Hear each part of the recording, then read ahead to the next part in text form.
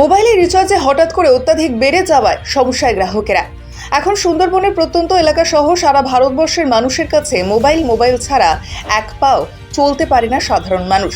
Vote পরবর্তী সময়ে সেই মোবাইলে হঠাৎ করে রিচার্জের টাকা বেড়ে যাওয়ার সমস্যায় পড়েছে গ্রাহকেরা। বাড়ির গৃহবধূ থেকে দোকানদার, এমনকি গ্রাহক সবাই কিন্তু সমস্যার সম্মুখীন হচ্ছে। বিশেষ করে দোকানদাররা যারা রয়েছে তাদের গ্রাহকদের সঙ্গে প্রতিনিয়তই ঝগড়া লাগছে বলে ব্যবসায়ীদের দাবি। অনেক গ্রাহকদের দাবি, ব্যবসায়ীরা নিজেদের ইচ্ছা মতো এই টাকা বাড়িয়ে নিয়েছে। বেশিরভাগ ক্ষেত্রে 50 টাকার ওপরে বেড়েছে। তবে গ্রাহকদের দাবি অবিলম্বে এই রিচার্জের পয়সা কমানো হোক। মোবাইল ছাড়া এখন চলার কোনো উপায় নেই। বিশেষ করে SMS সবসময় আসতেই রয়েছে বিভিন্ন ক্ষেত্রে, যেমন রেশন, স্কুলে ভর্তি করতে গেলে, স্কুলের পড়াশোনা, আধার কার্ড, ব্যাংকের টাকা লেনদেনের ক্ষেত্রে মোবাইলে অবশ্যই প্রয়োজন পড়ছে। আর সেই সুযোগ প্রতি কোম্পানি দ্বারা টাকা বাড়াতে আছে প্রতিনিয়ত। রিচার্জ এই মাস থেকে টাকা বাড়ানো হয়েছে 50 টাকা করে। আগে 240 টাকায় রিচার্জ হয়ে যেত, এখন আরও 50 টাকা বেড়েছে।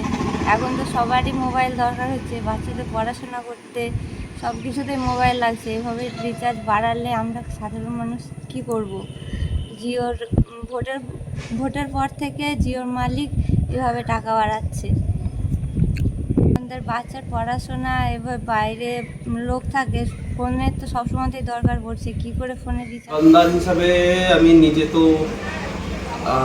একটা আলাদা রকম, এটা হঠাৎ করে এই মাস থেকে শুরু। যদি আগে থেকে কোনো পরিকল্পনা নেই, কাস্টমাররাও তো ভুক্তভোগী, প্লাস আমরা আমাদের নিজের দুটো মোবাইল, বাড়ির দিয়ে একটা মোবাইল, তো সেক্ষেত্রে প্রতিটা মোবাইলে একটা আনলিমিটেড রিচার্জ না থাকলে SMS আসবে না, কল আসবে না। কাস্টমারদের সাথে সাথে আমরাও নিজেরা ভুক্তভোগী। তো এটা জানি না কতটা কী সুবিধা হবে পরবর্তীকালে। কাস্টমারদের প্রতিটা কাস্টমারের একটা ফিডব্যাক আসছে যে আমরা এটাকে মানতে নারাজ বা কী করবো, একটা রিচার্জ করছি, একটা রিচার্জ করছি না।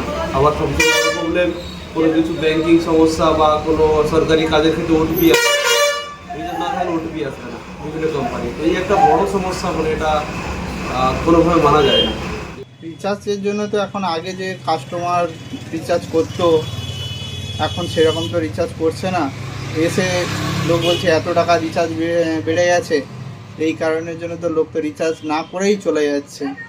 আপনি কি মনে করেন না হুট করে এত টাকাগুলো বাড়িয়ে দেওয়া কি ঠিক হলো? আপনাদের কি ব্যবসা ক্ষতি হচ্ছে না?